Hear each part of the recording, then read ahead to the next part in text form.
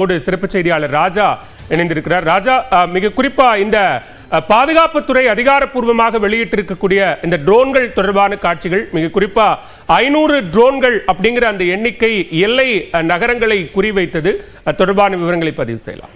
நிச்சயமாக பாலவேல், நாம் முதலிலே பதிவு செய்திருந்தோம் 500 சிறிய ரக ட்ரோன்களை 3.5 மணி நேரத்தில் பாகிஸ்தான் இந்தியாவுக்குள் செலுத்தியதாக ஒரு தகவல் முதலில் நாம் தான் பதிவு செய்திருந்தோம். இந்த தகவலில் மிக குறிப்பாக நாம் கவனிக்க வேண்டியது, அந்த ட்ரோன்களில் மிக சிறிய ட்ரோன்கள் என்பதால் ரேடாரில் அதிக அளவில் பதிவாவதற்கான வாய்ப்புகள் மிகவும் குறைவு என்ற ஒரு தகவலும் கிடைத்திருக்கிறது. அந்த ட்ரோன்களில் வெறும் சாதாரண கண்காணிப்புக்காக மட்டுமின்றி சிறிய ரகத்திலான கல்லட்டுகள் அதில் உள்ளே இருந்ததையும் நாம் பார்க்க முடிகிறது.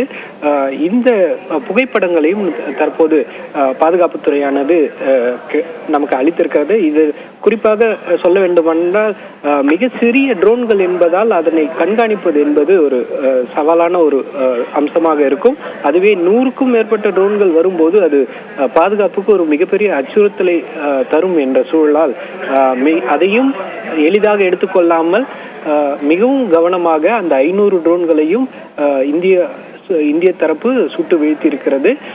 இதில் நாம் திரையில் நாம் பார்த்து கொண்டிருக்கும் இந்த காட்சிகளை பார்த்தாலே புரியும், அந்த ட்ரோன்கள் மட்டுமின்றி அவை வெறும் கண்காணிப்புக்காக மட்டுமின்றி அந்த சிறிய ரக ட்ரோன்களுடன் வெடிப்பொருட்களும் அதில் இணைத்து அனுப்பப்பட்ட போன்ற ஒரு புகைப்படங்கள் நமக்கு கிடைத்திருக்கின்றன. இந்த புகைப்படங்களில் ட்ரோன்களில் கீழ்ப்பகுதியில் ஒரு கண்டெய்னர் போன்ற ஒரு அமைப்பை ஏற்படுத்தி அந்த கண்டெய்னருக்குள் பெல்லட்டுகளை செலுத்தியிருப்பதை நாம் பார்க்க முடிகிறது. இந்த தாக்குதல் என்பது ஏற்கனவே, அதாவது எதேச்சியாக நடத்த தாக்குதல் என்று சொல்ல முடியாது, நன்கு திட்டமிட்டது போன்ற ஒரு அம்சத்தையே நாம் பார்க்க முடிகிறது பாலவேல். இது மிகப்பெரிய ஒரு பாகிஸ்தானின் சதியை இந்தியா பயங்கரமாக வீழ்த்தியிருப்பதற்கு இந்த புகைப்படங்களே ஒரு மிக முக்கியமான சான்றாக நாம் பார்க்க முடியும் பாலவேல். தற்போதைய தகவல்களுக்கு நன்றி ராஜா. தொடர்ந்து பேசலாம்.